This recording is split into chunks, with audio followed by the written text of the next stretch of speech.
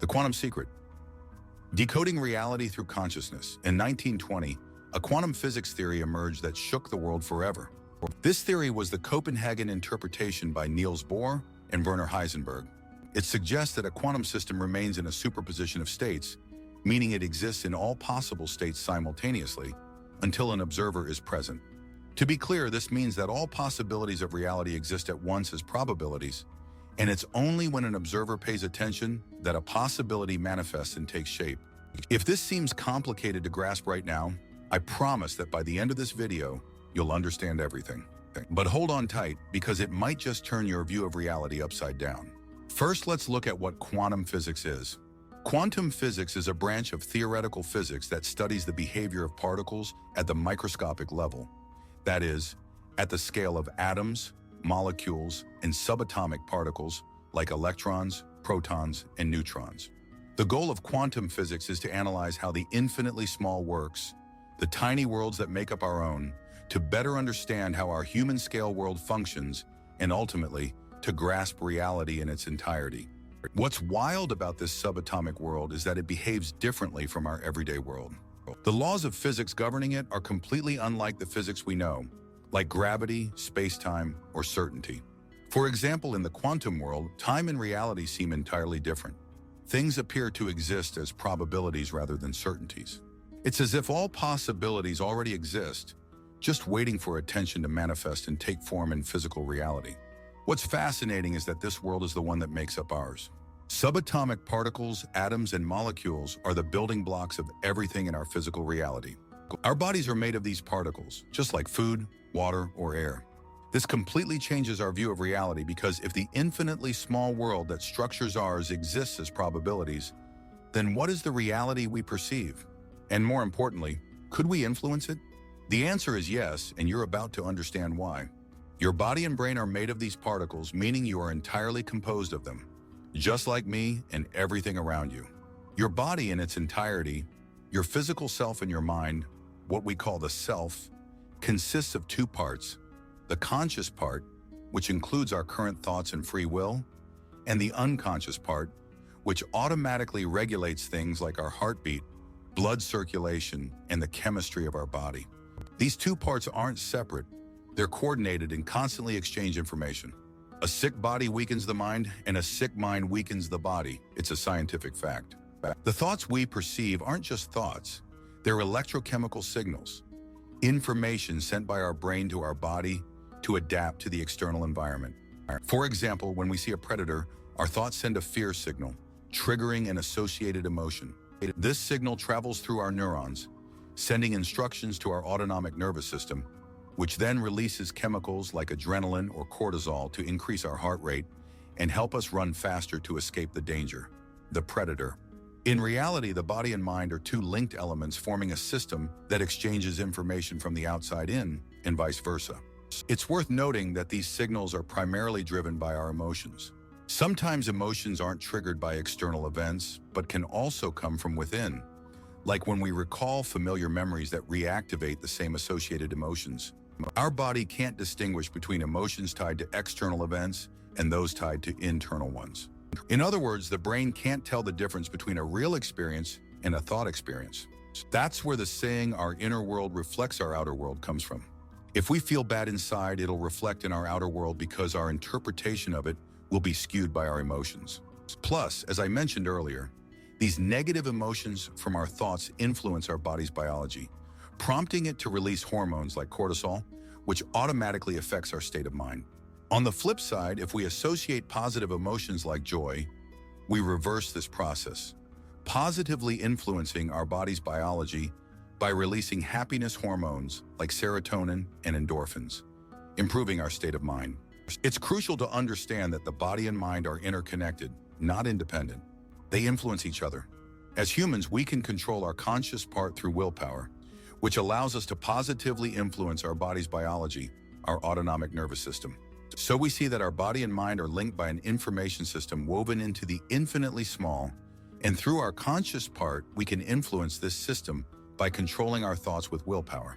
Now, if we go deeper into the subatomic world, we realize that this system, our body, belongs to an even larger system, the quantum universe.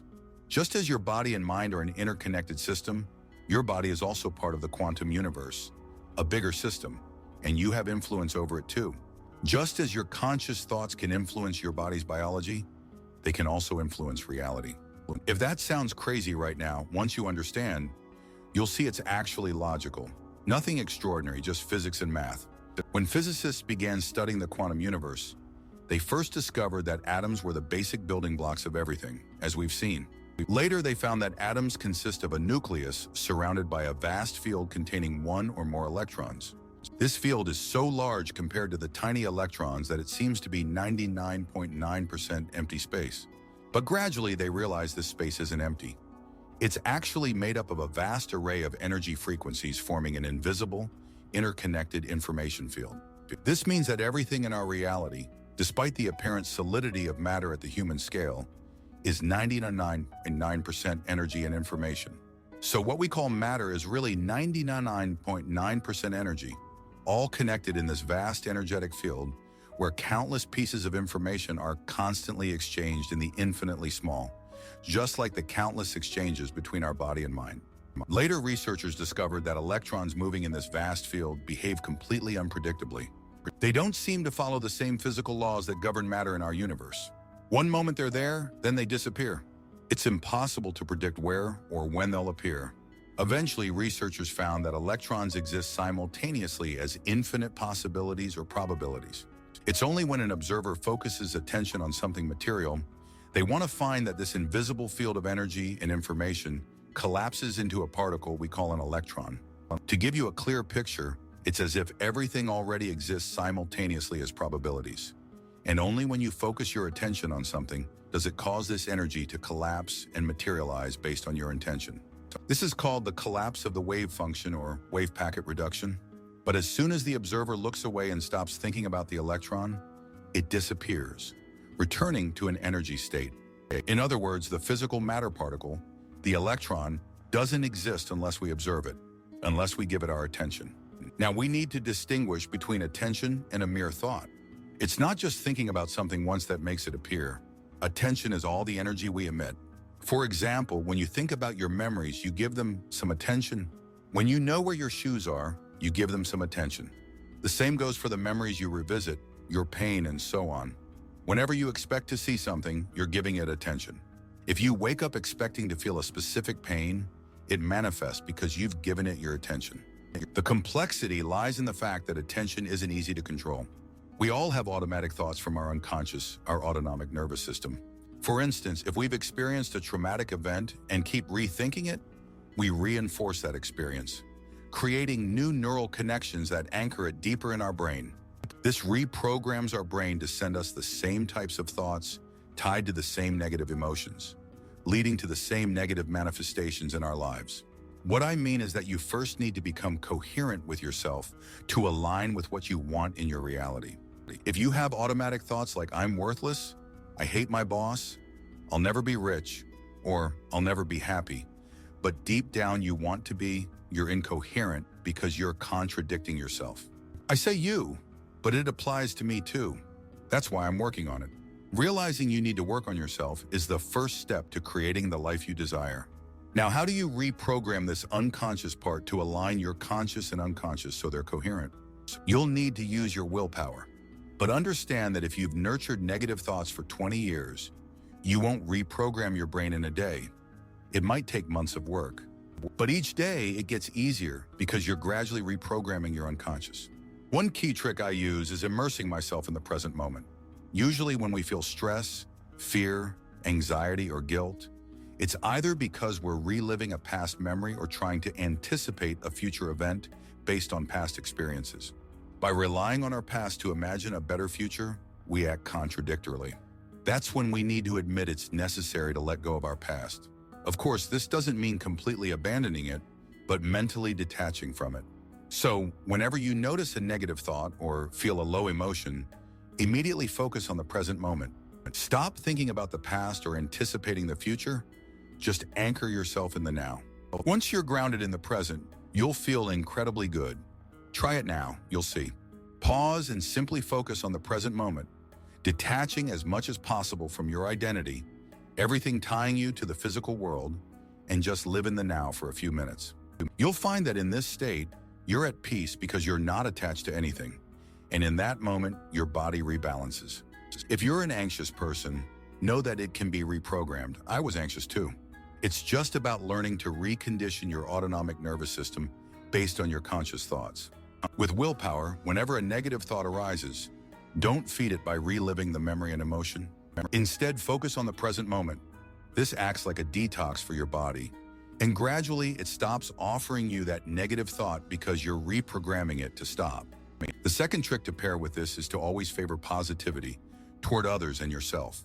Whenever you criticize someone or yourself, you feed emotions tied to anger, anxiety, or hate, creating new neural patterns and conditioning your body to those emotions. If you get it used to hate, it'll give you more hate, just like reality, which is also influenced by the system that is your body. Positive affirmations, positive thoughts, kindness, helping others, and compassion all help reprogram this unconscious part. Your actions, thoughts, and habits need to be coherent. When your body and mind are coherent, reality becomes coherent. Remember this quote: "Energy goes where your attention flows, and where energy goes, things grow." Your attention is your automatic and conscious thoughts. When you make these two parts coherent, you direct your attention. That's how you master it and manifest. One key to this, the manifestation equation, is clear intention plus higher emotion, also manifestation. When you know exactly what you want as precisely as possible, you direct your attention. When you pair that with love, joy, and gratitude, your higher emotions, you complete the equation, allowing you to manifest the reality of your dreams. This brings us back to Nikola Tesla's quote: "If you want to understand the universe, think in terms of energy, frequency, and vibration." Let me know in the comments if you enjoyed this, and give a little thumbs up. I'd appreciate it. Feel free to check out my other videos on the topic and subscribe to the channel so you don't miss anything. See you soon in the next video. In the next video. In the next video. In the next video. In the next video. In the next video.